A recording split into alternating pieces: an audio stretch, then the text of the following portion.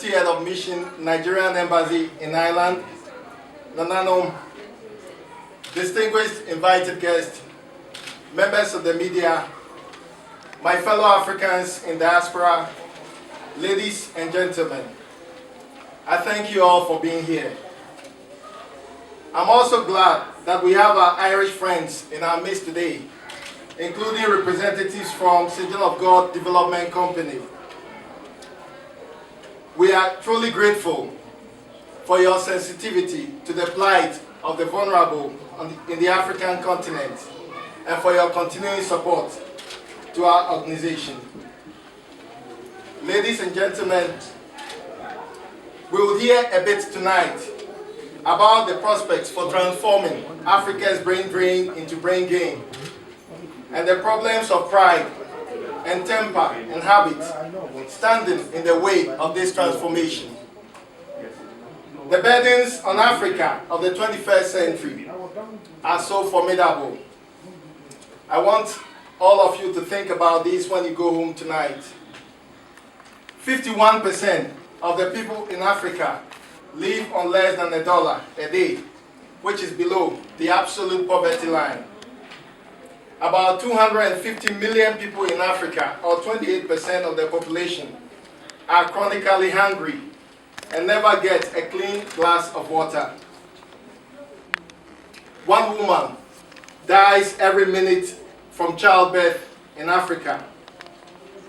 Africa is consumed by the rise of global epidemics, accelerated by the breakdown of public health systems. This year, about 1 in every 3 of all the people in Africa who die will die of HIV, tuberculosis, malaria, or infections related to diarrhea. Most of them are kids that never get any clean water. Furthermore, mental health systems are almost non-existent in large sections of Africa. It might surprise you that Ireland, with a population of only about 4 million people, probably has about the same number of psychiatrists as Africa, which has a population of almost 1 billion people. Mr. Chairman, distinguished guests, my fellow Africans, although Africa's challenges are fearsome, I believe so are our strengths as Africans in diaspora. I believe there is nothing wrong with Africa that cannot be cured by exactly what is right with Africa, its human and natural resources. That is why tonight we are calling on all Africans in diaspora to examine ways in which we could all contribute meaningfully to the development of the African continent.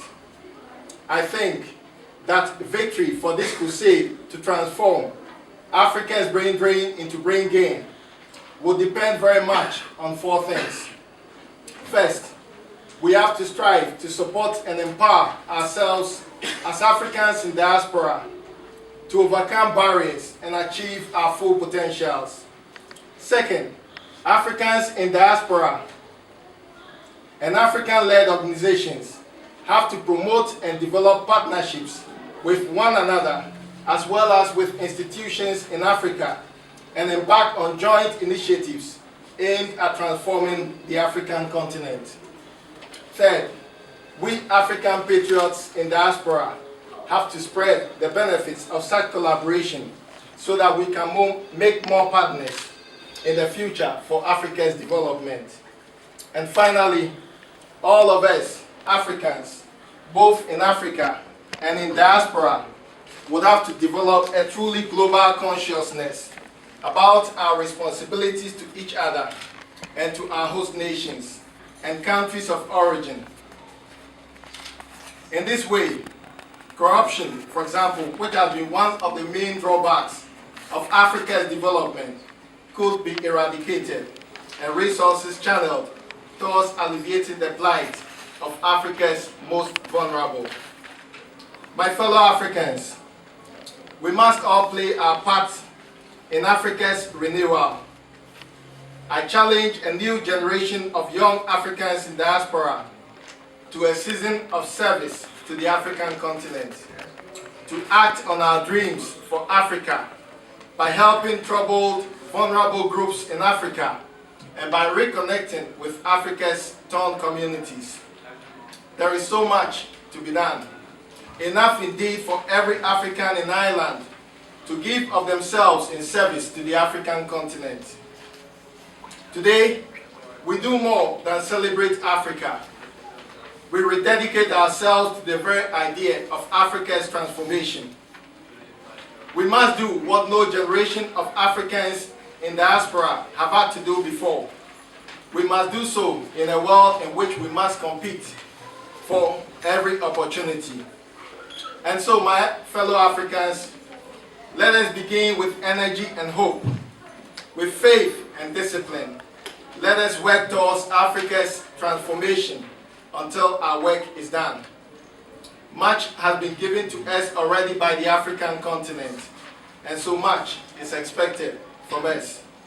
We must rise to the challenge and help build a prosperous Africa in which the potential of every African child can be realized. My fellow Africans in diaspora, in your hands, more than mine, will rest the final success or failure of this crusade. I welcome you all to today's colloquium. Thank you very much.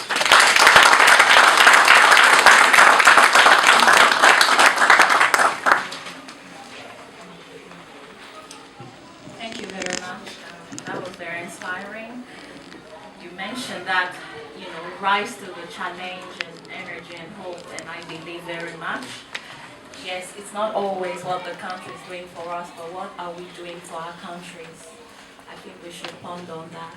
Every contribution will make a difference. Thank you.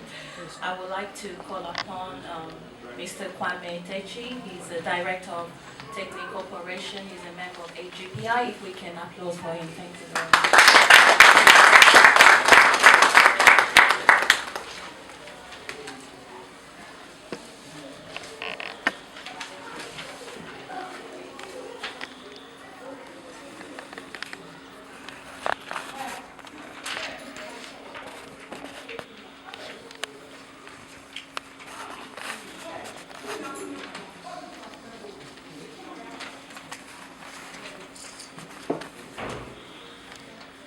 Hello, greetings.